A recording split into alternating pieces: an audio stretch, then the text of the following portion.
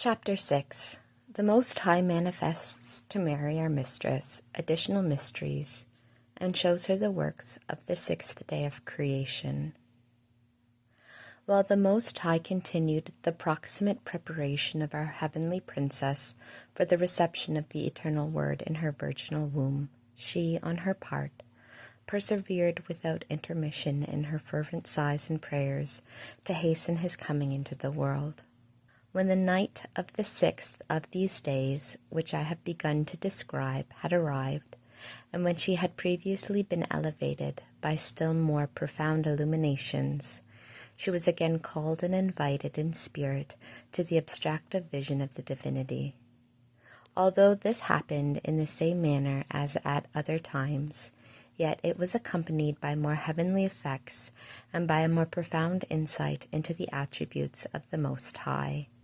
She remained 9 hours in this trance, and issued from it at the 3rd hour.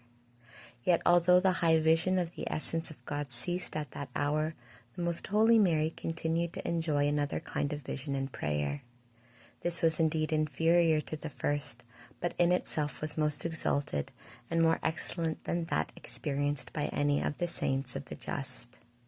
The gifts and favors so far described partook more and more of the divine during the last days preceding the Incarnation, without at the same time being a hindrance to the active occupations of her married state, for here Martha had no right to complain that Mary forsook her in her ministrations.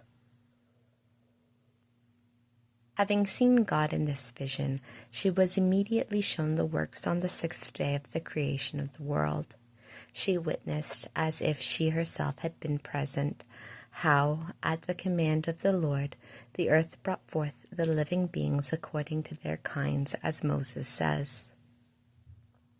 Holy Scripture here refers to the terrestrial animals, which, being more perfect than the fishes and birds in life and activity, are called by a name signifying the more important part of their nature.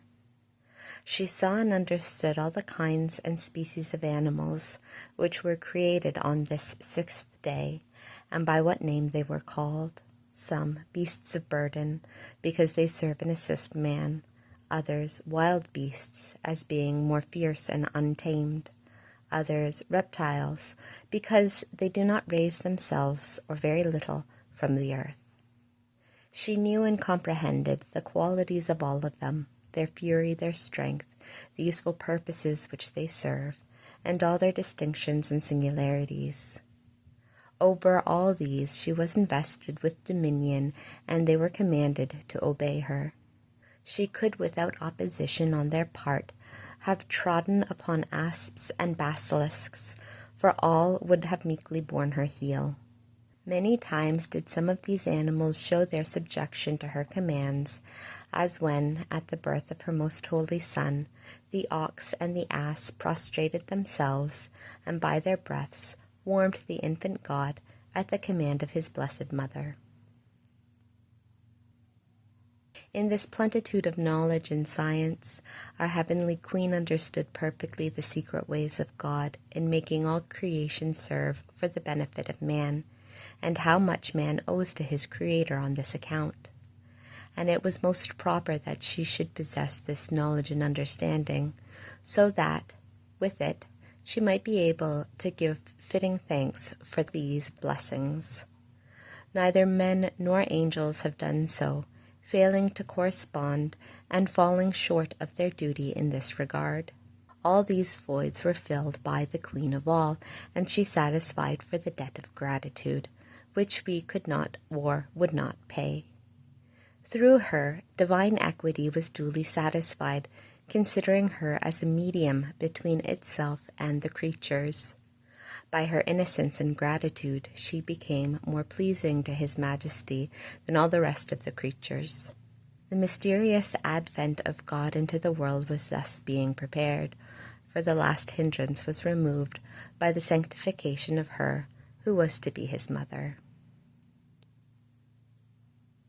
After seeing the creation of all the irrational creatures, she became aware how the most blessed Trinity, in order to complete and perfect the world, said, let us make man to our image and likeness, and how, by virtue of this divine decree, the first man was formed of the earth as the first parent of all the rest.